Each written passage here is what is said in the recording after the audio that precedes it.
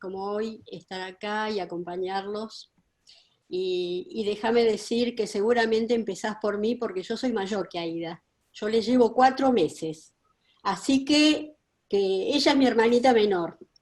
Eh, bueno, nacimos las dos en el mismo año y tenemos muchas experiencias en común. Yo me di cuenta, si contesto tu pregunta, que era hija de sobrevivientes, tiene dos respuestas. Tiene una respuesta, dice, yo siempre supe que era hija de sobrevivientes. Lo que pasa es que nunca supe que se llamaba así. Es decir, yo sabía que mi mamá y mi papá habían pasado la guerra.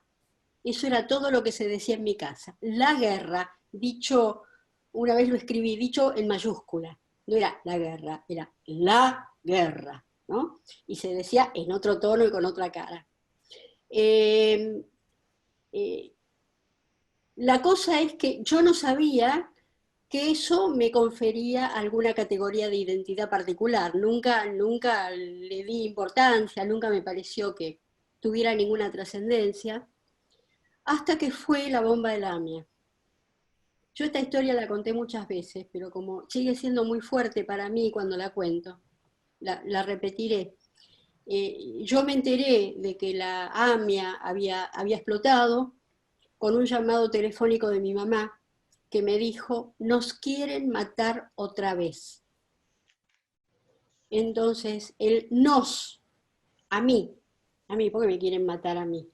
Y el otra vez, las dos cosas me dieron, yo siempre digo de manera poco, poco seria, que me dieron una patada, que me metieron en este mundo y de pronto yo me di cuenta que yo era hija de sobrevivientes y que eso quería decir algo, y eso era algo, y ahí empezó mi camino hace 25 años.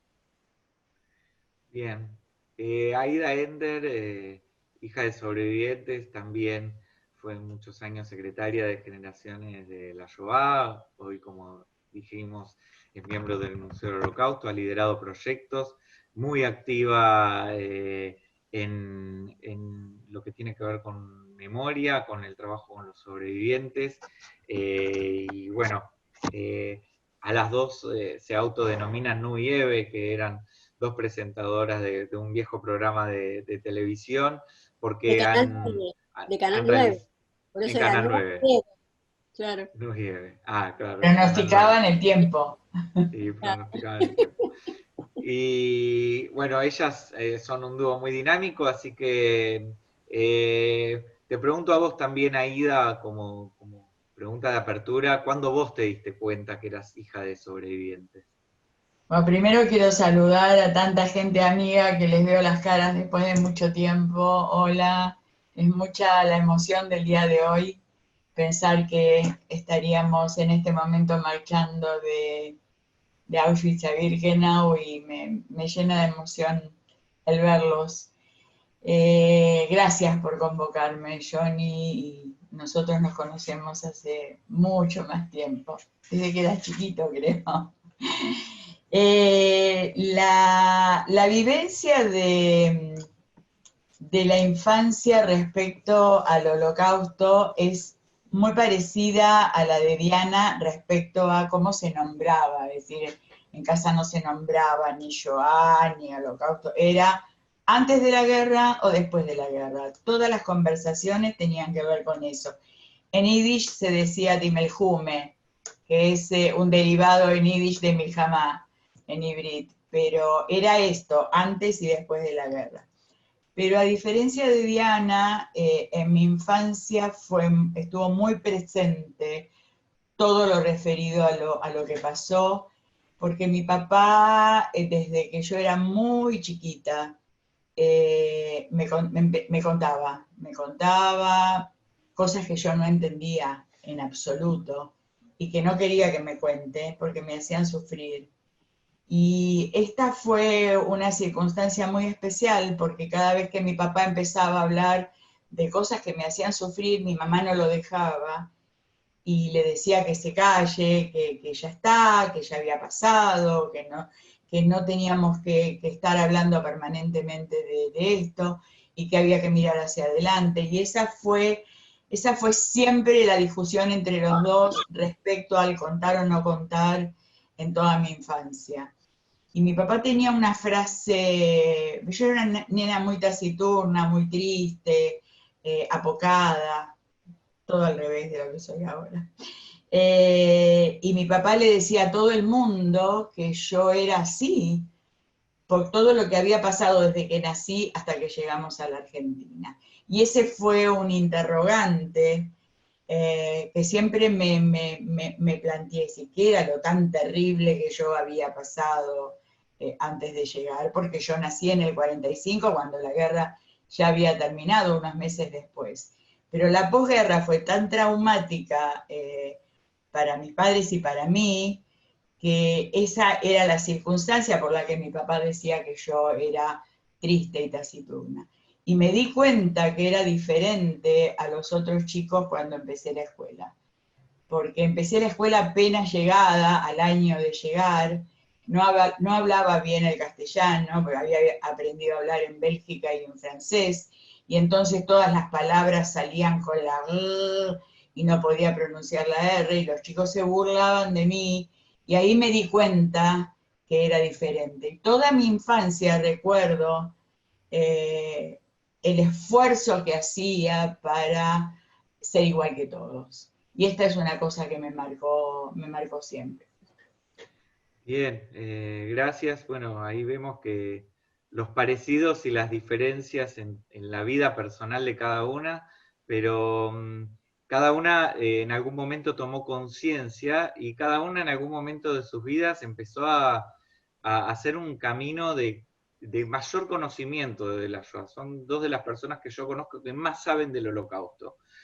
¿Les cambió las miradas respecto de sus padres al saber tanto de la Shoah? ¿Puedo yo? Sí, porque yo personalmente, a diferencia de Aida, que en mi casa no se hablaba, es decir, el papá de Aida tiraba mucha información todo el tiempo, en casa no. Y cuando yo me di cuenta, en aquella oportunidad con la bomba de Lamia, que yo era hija de sobrevivientes, me di cuenta de que había habido un silencio en mi casa, un silencio sobre el tema, no un silencio cerrado, yo digo un silencio poroso, como un queso gruyère lleno de agujeros, por donde se cuelan anécdotas y cosas que yo sabía, que yo había escuchado, que yo intuía, pero recuerdo que en ese momento me enojé mucho con mis padres. Me enojé porque ¿por qué no me habían contado? ¿Por qué no habían contado? Resulta que era un enojo infundado, porque muchas cosas sí me habían contado, por eso me di cuenta después. Cuando empecé a estudiar el tema del Holocausto, cuando empecé a conectarme primero con hijos de sobrevivientes, gente como Aida, gente que le habían pasado cosas parecidas a las mías, no iguales, pero parecidas. Y después cuando empecé a hablar con sobrevivientes, mis padres ya habían fallecido. Empecé a resignificar el silencio, la historia, muchas cosas que habían pasado en la vida de mis padres y en mi infancia, en mi adolescencia y todo esto.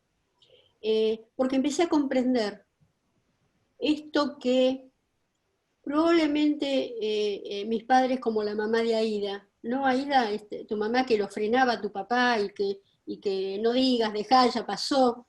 Mis viejos medio eran así, mis viejos eran medio así, porque, y esta es otra cosa que compartimos con Aida, no sé si este es un momento para contarlo, pero sí, hoy es Yom HaShoah. Tanto mis padres como los padres de Aida perdieron al primer hijo que tuvieron. Y vos, Johnny, que tenés a Elías, a este bebé tan divino, cuando uno tiene su primer hijo, y uno cuando yo veo a mis nietos cuando tienen la edad la edad que tenía mi hermanito cuando lo perdieron, no lo puedo creer, no me imagino cómo podés seguir viviendo como padre, cómo podés seguir viviendo. Y este fue un peso que mis padres tuvieron toda la vida. Y metieron esa situación en una especie de cápsula no muy densa, a veces era transparente la cápsula, pero estaba guardadita y escondidita en un lugar. Y no podían tocar mucho el tema. Ya de grande yo le preguntaba a mi mamá. A mi papá nunca, porque a mi papá le tocabas el tema y estallaba en un llanto que no podía detener. Entonces yo entendí que algunas de las cosas que habían pasado terminaban siendo obstáculos o piedras en el camino para poder abrirse. Bueno, esto es una de las cosas que yo resignifiqué porque aprendí, porque investigué, porque traté de entender, y mi mirada se transformó en una mirada benévola, compasiva, amorosa y absolutamente admirada acerca de lo que pudieron hacer mis viejos, ¿no? En algo nos parecemos en esta historia porque había un secreto familiar y se notaba en mi casa, se palpaba, se sentía, lo sentías en... Ellos hablaban en polaco cuando querían que nosotros no entendiéramos, en mi casa se hablaba en yiddish y yo nunca aprendí polaco, entendía algunas cosas muy algunas palabras que se filtraban y que podía entender.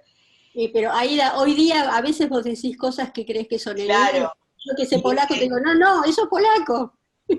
eso es polaco. Ahora me doy cuenta que entiendo muchísimo polaco. Lo que pasa es que esas palabras en polaco se idishizaban, es decir, Claro, yo pensaba que era yiddish y era polaco. claro. Pero había un secreto familiar muy palpable, casi se podía sentir de una manera muy especial en esas conversaciones que mis viejos tenían. Y a los 15 años descubrí una foto.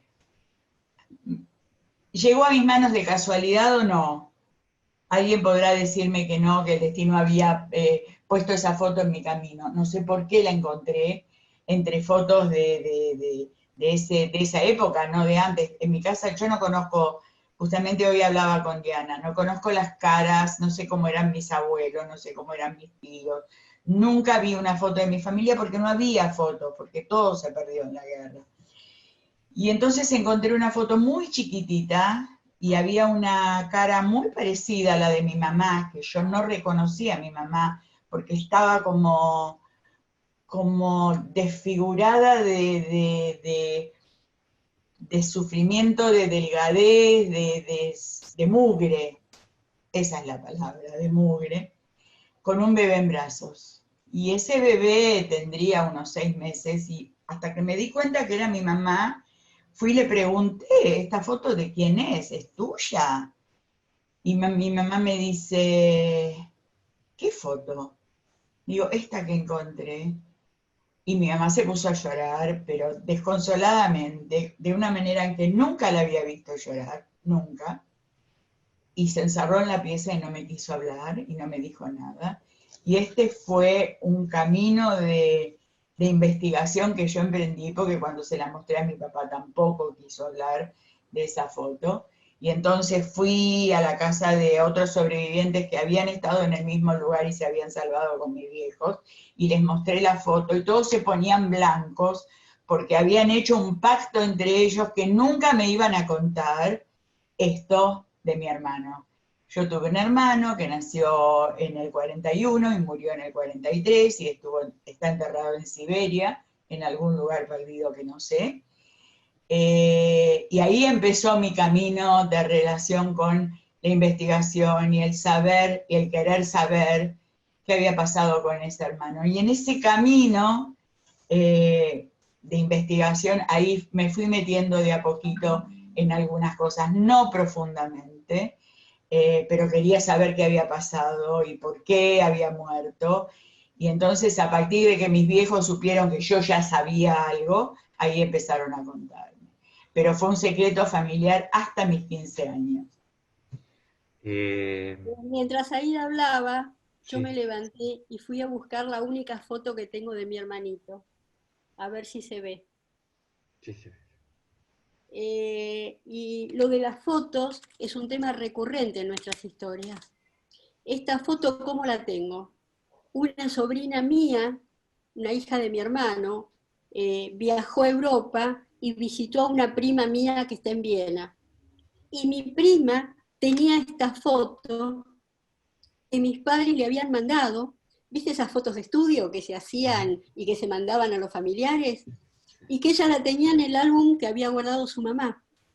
Entonces recuperamos esta foto, la cara de mi hermanito, muchos años después. Y el tema de las fotos en los hijos de sobrevivientes y en los sobrevivientes es un tema recurrente porque son pocos los que tienen fotos. Sí, sí, se vuelve un privilegio tener fotos, entendiendo que muchos es tal vez lo más parecido a una tumba que tienen algunos, porque es lo que el lugar donde visitar a esos familiares que ya no están, porque en la mayoría de los casos no hay cementerios, no hay dónde ir, y entonces esas fotos se vuelven como una especie del lugar del duelo, pero también del recuerdo permanente, ¿no? En el caso de Aida, tiene la certeza de que su hermano murió, pero en tu caso, Diana, no. Pero además tienen otro valor más que te agrego a lo que decís, es el testimonio de que existieron. Claro. Es como cuando vas, que eso Aida lo puede contar mejor que yo, que es como cuando vas a los registros en Polonia o donde sea, y te encontrás anotado en un libro viejo y a mano, nombres de parientes, que de pronto ese registro escrito es casi como una foto. Existieron, estuvieron, eran. Es lo que a mí me pasó cuando estuve en la casa donde vivía mi mamá, donde vivía mi papá, donde de pronto tocas ese lugar que hoy está vacío de emociones porque los que viven y los que lo habitan son otros y todo esto. Pero tenés esto que me contaron está, fue, sucedió, que esta es una de las cosas que tenemos los hijos de sobrevivientes, ¿no? Como imágenes fantasmáticas de lo que nos contaron, de lo que nos imaginamos, pero de pronto cuando lo ves en un documento, en un ladrillo, en una foto, tiene el peso de lo real, de lo que existe, de lo que existió. Te hice llorar, Aida. Sí. Aida, Siempre ¿querés? lo que... Sí, hoy tengo un día de mucho llanto porque vos mostraste la foto de tu hermanito y yo justo hoy le estaba diciendo a Diana, di a la mañana temprano una charla para la escuela BET y nada, estaba arriba de mi escritorio y digo, esta foto es de la hermana de mi papá. Es igualita a tu papá, es impresionante, yo te dije. Y encontré esta foto hace varios años, que es una foto, mi papá agrandó, se ve la cara de su hermana, de una foto del gueto.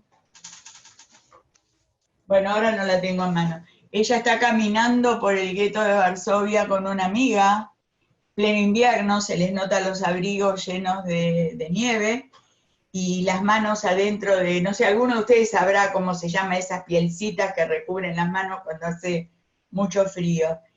Y le decía a Diana, no tengo foto de nadie, no sé cómo eran mis abuelos, no sé cómo eran mis tíos, no sé cómo, no sé nada, no sé a quién me parezco, por supuesto que mis padres, pero debe haber alguien en la familia que remita a algo más. Y entonces pienso esto de las fotos y lo que yo sentí cuando tuve en mis manos, así como tengo ahora esta foto, las partidas de nacimiento de mis 3 tíos, de mis 4 tíos, perdón, de los cuales mi mamá jamás me habló, porque mi mamá cayó toda la vida y yo en el 2006, cuando viajé por primera vez a Polonia, hice todo un recorrido y fui a los lugares. Y entonces en el registro civil, después de largos trámites y todo lo que pasa cuando uno tiene que apelar a gente que es empleado público, en todos los países es igual, Y después de mucho transitar ese camino, me fui del municipio de Gruyets, de la ciudad de nacimiento de mi mamá, con las partidas de nacimiento de mis tíos, de mis padres, de mi mamá, de mis abuelos, de mis bisabuelos. Es decir,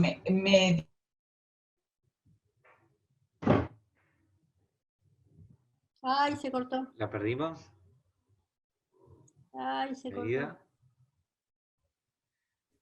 Tenemos un inconveniente técnico. Bueno, esperamos que vuelva. Esperamos que vuelva. Yo de paso hago anuncios parroquiales. Hemos visto que hay quienes quieren hacer preguntas que las vamos a poder hacer al final. Le pueden escribir a Diego Chama, que está como moderador de la sala, para quienes quieran preguntar. Y mientras esperamos a ver si la recuperamos a Ida. Quiero decir una cosa. Sí. ¿Ok? Sí.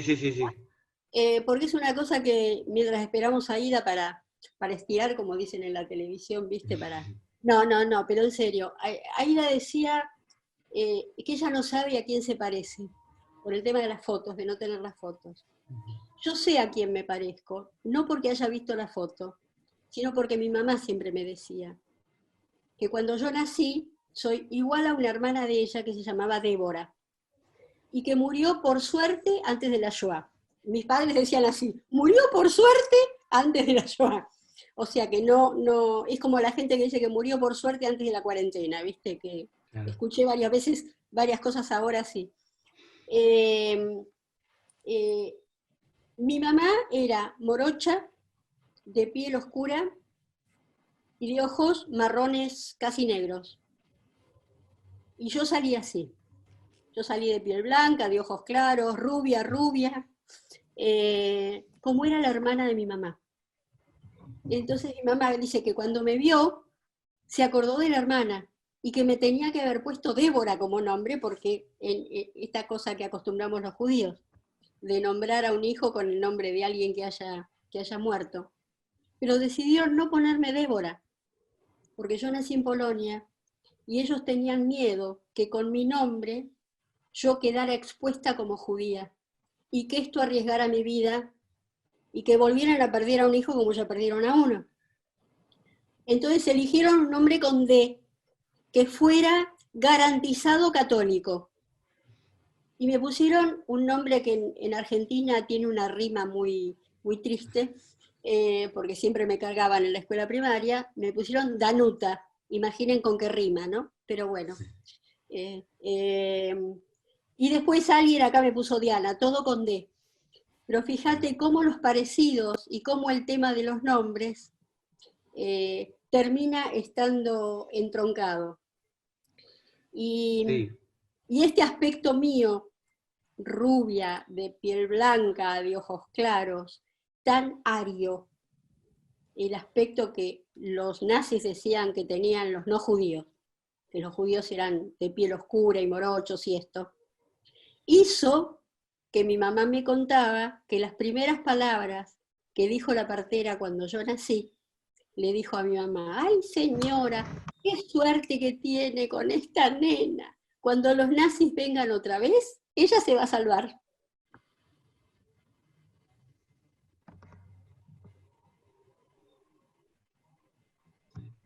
Parece ¿Ok? que me desconecté.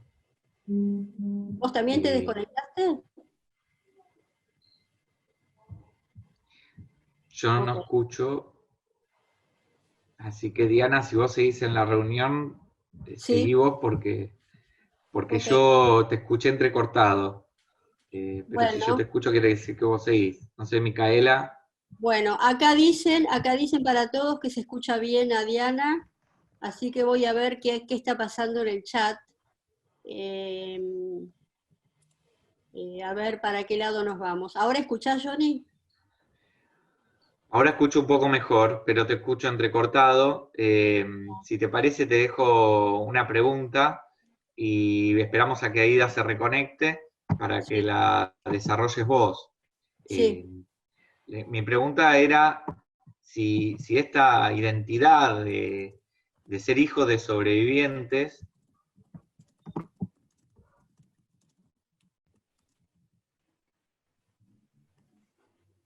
Ok, desapareció de mi pantalla, desapareció Johnny. Hola, Ranzo. Te veo, Ranzo, a vos ahora. Está silenciado, así que no te oigo. Ahí está. Hola. Decía, ahora los veo a todos, de repente volvió a tener dinamismo todo.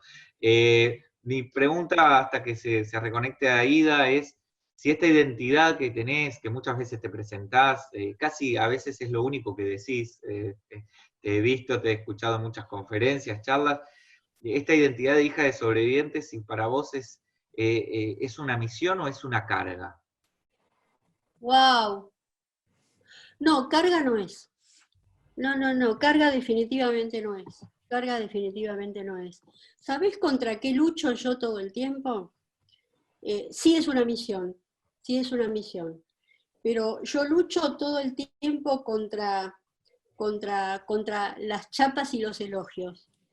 Es decir, cuando yo veo que ser sobreviviente o ser hijo de sobreviviente puede ser una chapa de presentación, a mí me sale urticaria, me pone mal, porque yo no hice nada para ganar este galardón, este premio y esta honra.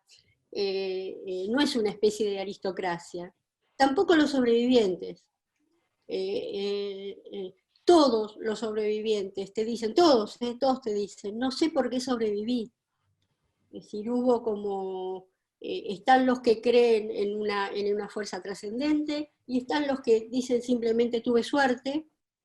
Y vos has escuchado, bueno, vos sos nieto de sobrevivientes y además has escuchado en el tiempo, en estos últimos años, decenas de sobrevivientes decir lo mismo, que te dicen, hubo gente más rica que yo, hubo gente más inteligente que yo, hubo gente más fuerte que yo, y yo no sé por qué sobreviví. Y entonces yo no me arrogo ninguna virtud especial por ser hija de sobrevivientes, no, pero no es un peso. Lo que sí me ha puesto en un lugar en la historia y en un lugar en el mundo que yo creo que debo hacer algo con esto que aprendí, con esto que sé, con esto que intuyo, con esto que me imagino. Esto sería, ¿no? Eh, Ahí volvió Aida, me dicen. No sé si Mica o Diego le pueden habilitar el micrófono.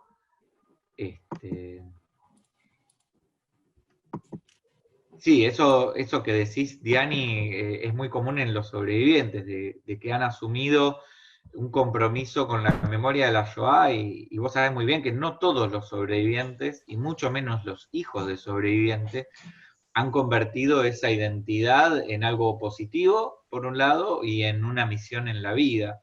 Entonces, vamos a saltearle a Ida esa pregunta, esperando que se Volví reconecte. porque Ahí está. se cortó internet y internet es muy inoportuno, así que no sé en qué andan ahora, pero volví. Ahí la estuvimos contando chistes, ¿no? Sabés los chistes que te perdiste, fue la joda loca, total. La parte el humor y la Shoah, pero bueno, ahora volvemos a lo serio. Le había preguntado a Diana si la etiqueta de ser hija de sobrevivientes te resultó una carga o es una misión. Es algo muy especial en mi vida.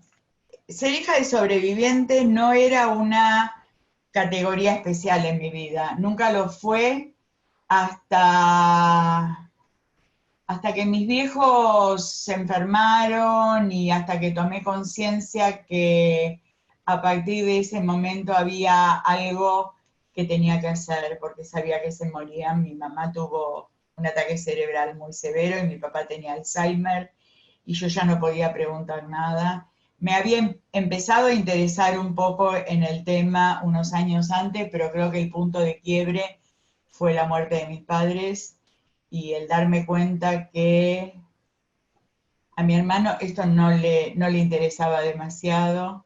Y esto también es algo. A tu hermano nacido después. Mi hermano nació en Bélgica 2 años y medio después que yo. Yo estuve, por eso aprendí a hablar francés. Bueno, no me acuerdo dónde dejé la vez pasada, pero no importa.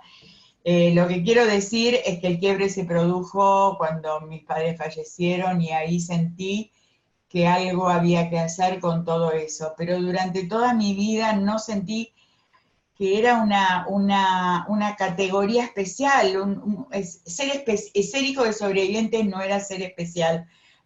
Incluso tengo amigos de la infancia que nunca supieron esta historia, porque en ese afán de ser, desde chica que tuve ese afán de ser igual a todos, de que nadie me pusiera un rótulo especial, que nadie supiera decir, mi idea era como todos los adolescentes, es decir, moverme en grupo y ser igual al resto, ¿no? Y entonces esto de ser hija de sobrevivientes no era algo importante en mi vida. Y a partir de la muerte de mis padres fue como un quiebre y ahí sí empecé. Había empezado un tiempo antes, me había anotado para ser entrevistadora en el proyecto de la Shoah Foundation, después mis padres se enfermaron, dejé, pero digo, con pequeñas cosas que empecé a hacer antes cuando yo ya supe que mis viejos no iban a poder ser los que continuaran contando, y ese legado me pertenecía. ¿Te acordás ahí del Sí. día que viniste la primera vez? El día que ¿Cómo? ¿Te acordás ahí del día que nos conocimos? Totalmente, no, yo te conocí a vos a mí no me conociste. Yo la escuché a Diana hablar en un acto de Plaza Lavalle de memoria activa después del atentado.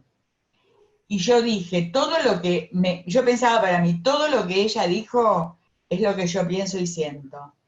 Y averigüé su mail, le mandé un mail y al toque me contestó. Y ahí fue que empezó nuestra relación, y fue en el año 2003. Es muy lindo saber cómo empiezan las historias de amor, porque esto no es otra cosa que el comienzo de una historia de amor. Sí, ya es un matrimonio, ya es un matrimonio. Y ahí empezamos a darnos cuenta. Yo fundamentalmente creo que supe que había algo que nos hermanaba, que nos unía, y eran nuestras historias tan particulares, tan iguales en muchos aspectos, en algunos diferentes, pero había cosas que yo empecé a entender, es decir, ¿cómo puede ser? Si ella le pasaba lo mismo que a mí, y en la casa pasaba lo mismo, y los padres hablaban de lo mismo, y decían Dimeljume o la guerra, pero no hablaban de Shoah ni de Holocausto, y todas esas cosas que nos hermana en algunos aspectos, bueno, a nosotras ahora en muchos, pero en ese momento, cuando la escuché a Diana y después empecé a escuchar a otros hijos de sobrevivientes, me di cuenta que había tantas cosas que nos hacía ser diferentes e iguales al mismo tiempo, ¿no? Es muy difícil de explicar. Pero ser hijo de sobreviviente no es un galardón, es una acción a emprender. Vos te das cuenta, yo Aida no estaba escuchando lo que yo decía, y parece chiste, somos Nu y Eve, dijo lo mismo que yo, con otras palabras, es impresionante, ¿no? Lo tienen guionado, yo ya lo sé. Me Tengo una pregunta, un comentario y después abrimos al resto. Algunas preguntas no voy a llegar porque me parece que tenemos que cumplir bien con los tiempos, pero hay una que sí me parece interesante o a mí me resulta curioso.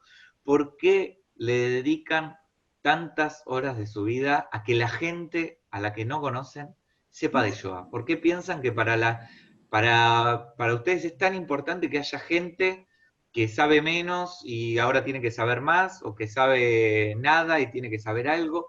¿Por qué le dedican tantas horas de su vida a que la gente que no conocen y que vive en este país o afuera sepa sobre lo que pasó en el Holocausto?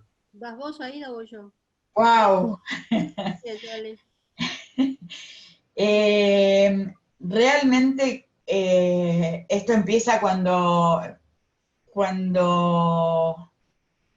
en ese momento en que me doy cuenta que el ser hijo de sobreviviente, además de ser una cuestión de vida, nací, ahí donde nací, mis viejos sobrevivieron a la guerra, A ver, necesito, es una misión en mi vida, es algo muy especial, muy, que me da fuerza. Es decir, a ver, yo les voy a contar algo que ustedes no lo tomen a mal, pero es medio en joda y medio en serio. Cuando estoy preocupada por otras cosas, cuando hay cosas que suceden en mi vida personal y no las puedo resolver o estoy buscándole una solución, o a todos nos pasan cosas, digo, me meto a trabajar en Shoah. Y la Shoah es para mí, en serio, Diana se ríe, porque digo, nos ponemos a trabajar en el anuario, nos ponemos a trabajar en el proyecto Aprendiz Y y es un nos damos descanso. cuenta que ese eje al que nos aferramos, esas historias que queremos contar, que queremos transmitir, ese legado, esa misión que tenemos, es algo que nos viene de algún lado, pero que la asumimos con toda la... Yo por lo menos la asumí sintiendo que desde que la asumí hasta el día que me muera mi misión en la vida. Y esto no lo puedo explicar demasiado bien, pero es esa sensación de Yo quiero acción que no puedo parar, no puedo parar. complementar lo de Aida. Como siempre, Aida se hace, les cuento a la gente que no nos conoce, Aida se hace cargo de la parte emocional. Ella es pura emoción, es una piel con los poros abiertos, y a mí me deja la otra parte. Por eso funcionamos bien, somos un buen matrimonio. Hola, Dami. Uy, no, lo que yo quiero agregar a tu pregunta, Johnny, coincido con Aida, a mí me pasa lo mismo. Trabajar en el tema de Shoah para mí es un tema tranquilizador, me hace bien, pero me hace bien por esto que decía Aida y por esta pregunta que haces vos, porque estamos trascendiendo, estamos llevándolo hacia afuera, y lo estamos llevando hacia afuera porque estamos absolutamente convencidas que somos poseedoras de un tesoro. Tenemos un tesoro de experiencias, no solamente de experiencias del mal, de todo lo que los judíos hemos sido víctimas, de todo lo que nos ha pasado, de la fuerza del nazismo y de la potencia destructiva que tuvo, y del antisemitismo, y de todo esto, sino también somos poseedoras de experiencias del bien, de cosas que han hecho los rescatadores, que han hecho los salvadores. Y entonces hay como esta misión que decía Aida, yo le pongo mis palabras que no sé si son las de Aida, nos sentimos obligadas a devolver y a difundir y a hacer conocer esto que sabemos, porque como decimos muchas veces, lo de nunca más no fue. El nunca más es en realidad otra vez y otra vez y sigue pasando, y sigue pasando. Y entonces lo que pensamos es que aquella frase de recordar para no repetir tampoco funciona, porque se ha recordado muchísimo y se sigue repitiendo. Entonces, ¿qué es lo que hay que hacer? Y nos sentimos como obligadas, y esto lo compartimos con Aida, yo lo sé, obligadas a ver si encontramos una herramienta en la esfera educativa, que es ahí a donde tenemos que ir. Por eso los cuadernos de la Shoah, por eso el proyecto Aprendiz, por eso el Museo del Holocausto. Es decir, queremos enseñar para prevenir, para abrir las cabezas y para ver si encontramos recursos y herramientas para que esto alguna vez no suceda, o si empieza a suceder se frene. Bueno, esta es la respuesta, ¿no? Bueno, Yo sí. quería agregar algo a lo que dijo Diana, que no sé si lo dijo cuando a mí se me cortó internet, pero a mí empezaron a llegar a mi memoria y a mis recuerdos todas las historias que escuché de chica, porque estuve rodeada de sobrevivientes toda la vida, es decir, era mi única familia, y empecé a recordar esas historias. No sé bien si las mezclé, cuál era la historia de cada uno, pero esas historias empezaron a aparecer, y cuando empezaron a aparecer en mis recuerdos esas historias, dije, si yo no hablo de ellas, ¿quién va a hablar? Mis viejos no están, A mi hermano nunca le interesó. Alguien tiene que hacerse cargo de eso, de ese paquete precioso que yo tengo entre mis manos, y lo tengo que transmitir. Y esa fue, quizás racionalmente, completando lo que dice Diana, uno de los motivos por los que me zambullí en la Shoah. Bueno, ahora vamos a cambiar. Me dejo una pregunta, una sorpresa para el final. Tuvimos mensajes, saludos de Florencia Rothstein, de Ruth Tuschneider, de Iván Laesman, de Marcelo Feguín. Y bueno, nos hacen llegar, Marcelo, una consulta de qué han sentido cuando acompañaron a los grupos de ORT en Marcha por la Vida. No escuché bien la pregunta, se cortaba. ¿Qué han sentido al acompañar a los grupos de ORT en Marcha por la Vida? Bueno, Diana, vos fuiste la primera en acompañarlos en el 16, así que te cedo el turno. Sí, porque seguramente vos vas a tener más para decir, porque como vos, además de Polonia, te quedás en Israel, tenés un contacto con los Polar mucho más festivo y diferente del que tengo yo, que estoy solamente en Polonia. Pero lo que siento es una enorme responsabilidad, nunca la sentí tan fuerte. Y bueno, acompañar a los chicos, sentirme tocada por sus emociones, por las preguntas que hacen, por las vivencias que compartimos todos, bueno, me hace sentir que lo que estamos haciendo tiene sentido. Esto es lo que quiero decir. Y algunos de los chicos han seguido caminos absolutamente sorprendentes y maravillosos, que hacen que uno sienta, wow, está buenísimo esto.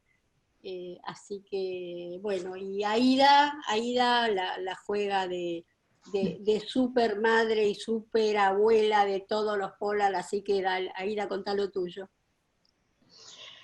Sí, la responsabilidad es la misma. Y ese paquete con historias es lo que quiero que los chicos sientan. Quiero que los chicos, además de aprender acerca de los lugares, además de vivir lo que viven y de lo que les cuentan los guías y de lo que van aprendiendo en cada lugar en los que estamos, tengan la historia viva, tengan la experiencia del sobreviviente que estuvo en esos lugares o en lugares parecidos, aunque no sean exactamente los que visitamos con Marcha. Y ese paquete de historias es el que encarna en una persona determinada, en alguien que se llamaba así, estas experiencias. Es decir, yo creo, como cree Diana y creemos todos los que estamos trabajando en esto, que los números fríos y las frases hechas y todo esto de lo que dijiste, Diana, del recordar para no olvidar, esto se tiene que transformar en acción. Y si se transforma en acción, caminamos un pasito adelante. Es decir, esto es la gran responsabilidad que tenemos. Y las historias hacen que quede en la mente de los chicos quizás con más fuerza que los datos, que saber qué pasó en tal año o en tal otro, o cuántos fueron los que murieron en tales lugares. Y en esos lugares, recuerdo perfectamente la primera vez que conté una historia fue en las fosas de Lupujova, y ahí me di cuenta, y ahí sentí la responsabilidad de la que habla Diana, que la llevamos a marcha de esa manera. Y estoy agradecida a todos los chicos porque además aprendo mucho de ellos. Y quiero decir que es un privilegio muy grande estar con ellos. Me sigo escribiendo, me siguen hablando, me tratan con tanto amor y con tanto respeto, que me doy cuenta que esas historias llegan y algo van a hacer con eso. No todos, algunos seguramente, pero bueno, ya lo hemos visto, como dijo Diana, en varios de los chicos. Y además A yo ver. tuve un regalo, déjame que cuente una pequeña anécdota del último viaje. Estábamos en Cracovia y yo les mostré a los chicos una foto de cuando yo tenía 1 año y medio, parada en el Rínek, en la plaza central de Cracovia, con mi mamá y mi papá, y les dije, vamos a ese lugar y nos sacamos una foto en el mismo lugar. Y fuimos y encontramos el lugar y encontramos los edificios que estaban atrás, y nos sacamos una foto ahí, y eso es lindísimo. No sé si para los chicos, pero para mí fue un regalo absolutamente impensado. Ay, quiero decir algo más respecto a los chicos. ¿Puedo? ¿Tengo tiempo? Sí, queremos habilitar una pregunta. Sí, dale. El hecho de viajar a Israel no es solamente dejar atrás la tristeza, dejar atrás lo que se sufrió y abrir la puerta de la alegría, porque muchos de esos chicos que viajan a marcha necesitan procesar y necesitan un tiempo para procesar todo lo que vivieron en Polonia. Y en Israel la experiencia me ha demostrado que en las charlas de final del día con los docentes, que son todos maravillosos, y a muchos de ellos que veo acá me emociona solamente el verlos, y lo saben porque los quiero mucho. En ese momento los chicos procesan lo que vivieron en Polonia. Y entonces es como que no se puede cerrar una puerta y abrir inmediatamente otra, es decir, cerrar la tristeza y abrir la alegría, sino que en ese devenir de Israel también se procesa lo que vivieron en Polonia. ¿Se entiende lo que quiero decir? Ese es el tiempo en el que también procesan lo que vivieron y aprenden y se dan cuenta, y la experiencia en Israel los va llevando de poco a poco a la alegría de vivir el Yom Ha'atzmaut, pero también siguen viviendo lo de Polonia. Bien, queremos ver si habilitamos a Maximiliano Cove, a ver si, Mica, si me podés ayudar, que levantó la mano muy al principio, o Diego, si le podemos abrir el micrófono, que quería hacer una pregunta, un comentario. Lo que pasa que, bueno, hay mucha gente, es difícil esto. Tengo al lado a Luca Ender, a mi nieto, y no puedo verlo. Se ve que no le habilitaron la entrada. No, yo lo tengo, yo lo veo, ¿Sí? Sí, yo lo Porque veo. no lo puedo ver. Bueno, entonces voy a pedirles que me hablen de esta etapa. Ay, qué lindo. El libro se llama Hijos de la Guerra, la autora es Diana Wang, dice la segunda generación de sobrevivientes. Diana. Bueno, primero yo, porque la dejo a Ida, que es la protagonista de la foto. Este es el tercer libro que yo escribí sobre el tema de la Shoah, y este es Hijos de la Guerra, y hablo de nosotros, de la segunda generación.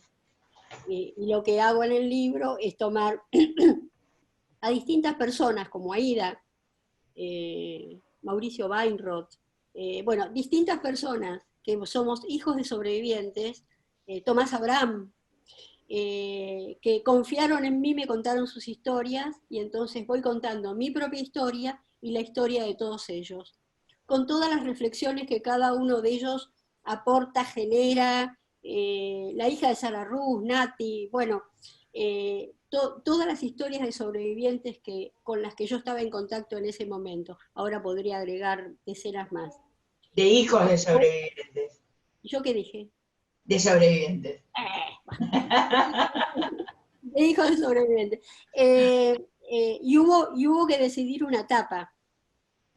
Y apareció en mis manos esa foto, que quiero que Aida cuente de qué se trata esa foto.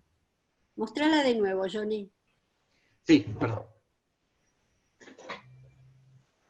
Es un grupo de personas y una nena en un cochecito. Ese grupo de personas es un grupo de personas que volvía de Uzbekistán, que es el lugar donde yo nací, volvían conmigo, era la única que había nacido de ese grupo con el que mis padres estuvieron en Siberia y después bajaron a Uzbekistán. Y bajaron a Uzbekistán porque ya eran los finales de la guerra y los dejaron libres en el campo de trabajo, y bueno, toda una historia que muchos de ustedes ya conocen. Pero esa foto es del largo viaje que emprendieron desde Uzbekistán a Polonia, para tratar de encontrar a alguien de su familia vivo. Y ese cochecito y esa nena que está ahí representa la vida y representa la esperanza y representa... ¿Quién es esa nena? Yo. ¡Ay, no lo dijiste! Esa nena soy yo y tenía 6 meses, calculo. No sé exactamente la fecha en que fue sacada la foto, pero fue sacada en al costado de un tren de carga en el que viajaron durante más de 3 meses desde Uzbekistán a Polonia. Bueno, vamos, voy a ir cerrando. Hay una pregunta respecto de su fe en Dios, que es una pregunta muy habitual a los sobrevivientes, así que, bueno, acá tenemos la segunda generación para que transmita o comente. Bueno. Anda vos ahí, dale. Yo voy a decir lo que digo siempre. No soy religiosa, soy agnóstica, pero soy muy tradicionalista. A mí me conmueve mucho ese apego a las tradiciones. Mis viejos venían mi papá era del Bund y mi mamá activaba en el Bund también en Polonia cuando eran jóvenes, y todas esas ideas socialistas y esa de hacer que todo el mundo fuera mejor para todos, me las inculcaron desde chica. Y pasó algo en especial cuando mis hijos empezaron la escuela, decidí mandarlos a una escuela judía y ahí me conecté con todas las tradiciones. En mi casa se celebraban las festividades de una manera no religiosa, mis padres no iban al templo, y yo empecé con mis hijos a transitar un camino diferente, pero sigo siendo agnóstica, sigo siendo no religiosa, pero muy apegada a las tradiciones. ¿Yani? Mis padres no eran socialistas, mis padres eran, hoy se llamaría de derechas, eran sionistas del Betar. Ellos decían que había que luchar y había que ganar la tierra de Palestina y fundar el Estado judío ahí, y eran muy peleadores y absolutamente no creyentes, absolutamente ateos, no solamente ateos, sino en contra de las organizaciones religiosas de manera militante. Así que yo no tuve en mi infancia ningún tipo de formación en ninguna de estas cosas, de nada. Yo aprendí de grande, incluso aprendí yiddish de grande, porque en casa no se hablaba yiddish, se hablaba solo polaco. Aprendí las tradiciones y no saben todo lo que aprendo con Aida, porque es la que sabe, yo de eso no sé mucho. Y eso, y creer en una fuerza trascendente, bueno, no tengo esa necesidad de una fuerza trascendente, depende de lo que entiendas por Dios. Si la definición de Dios es la norma y la ley, creo en Dios.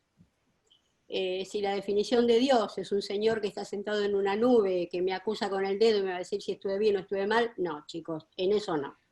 Okay. Entonces, nada, creo que somos parte de un cosmos más grande que nosotros. Eso sí lo creo.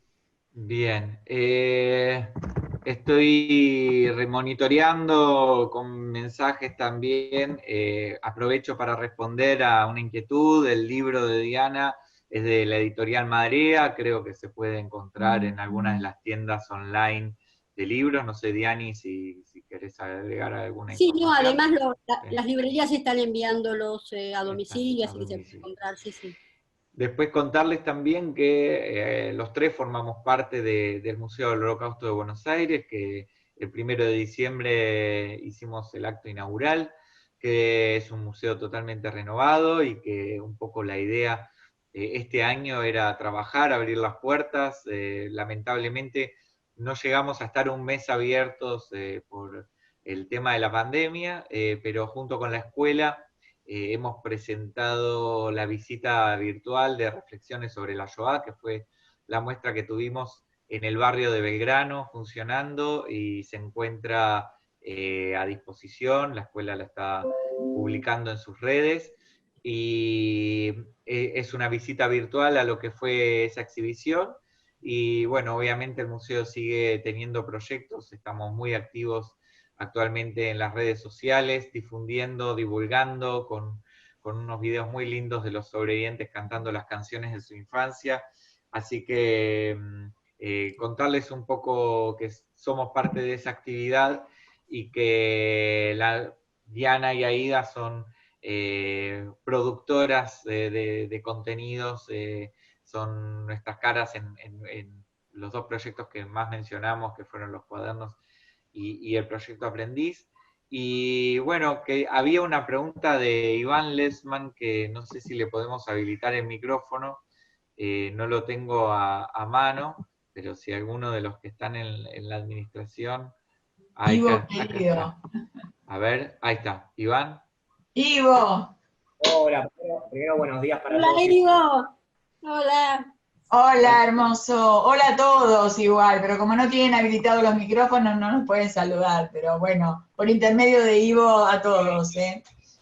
Lo haremos llegar. Primero, bueno, saludar a Johnny, saludar a Ida y a Diana, que les tengo un cariño muy, muy especial y ellas lo saben. Pero un poquito en función de las experiencias educativas que ustedes tienen, no solamente acompañando a los alumnos de la Escuela Marcha.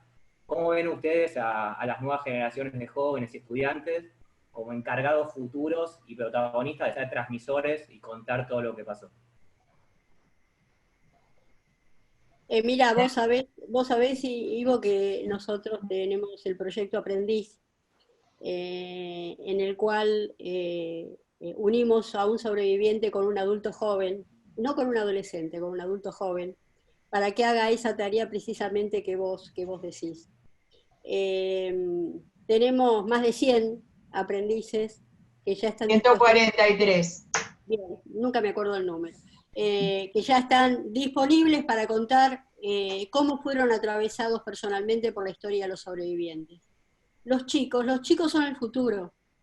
Estos chicos con los que ustedes tienen entre manos y que ustedes amasan y con los que ustedes trabajan y con los que se pelean y con los que discuten y a los que quieren convencer, estudien, me imagino. Estos son los chicos que van a seguir. No todos, y no de la misma manera, pero yo creo que los adolescentes tienen una fuerza de rebelión, de provocación, de creatividad maravillosa, maravillosa. Tienen mala prensa, pero bueno, yo confío en ellos y creo, nada, que el camino sigue así, el camino sigue de la mano, van a tirar del carro ellos, ¿viste? Y ahí de yo vamos a estar viejitas atrás caminando de los chicos. Ida, ¿querés agregar algo? Sí, agregar poquito a lo que dice Diana, pero específicamente referida a los chicos de ORT, les cuento que casi siempre cuando, en los 3 años en que viajé con los chicos a Marcha, siempre cuando vuelven se contactan conmigo, me piden entrar a formar parte del proyecto Aprendiz, y cuando les digo que todavía no tienen edad, que tienen que esperar 3 años, que a partir de los 20, se frustran mucho. Y muchos siguen insistiendo año tras año, y muchos lo han hecho. Y algunos lo hacen después, cuando cumplen los 20 te dicen, Y otros lo hacen después. Es decir, la experiencia educativa, es decir, obviamente que no prende en todos igual, pero es a eso está encaminado nuestra acción. No importa si de los 320 siguen haciendo algo, pero esos 20 son nuestra esperanza de construcción de que quizás en algún momento se haga realidad esa utopía de vivir en un mundo mejor, ¿no? Bien, bueno, chicas, la verdad es que son mensajes esperanzadores sobre nuestros alumnos, muchos de ellos están aquí escuchándonos. Es una alegría, un honor compartir este momento, este espacio con ustedes. Voy a hacer el cierre protocolar, pero antes quería preguntarles si quieren dejar un mensaje final, porque ya estamos sobre la hora. A ver, lo que a mí se me ocurre es preparen a los chicos para lo imprevisible. Nunca sabés a lo que la vida te va a enfrentar.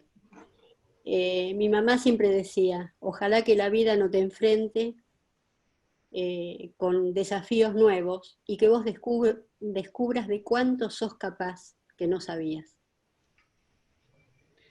Y mi mensaje para los chicos es el que siempre les damos cuando viajamos y el que siempre usa Marcelo Feín, y me voy a apropiar de él, pero no es de él exclusivo.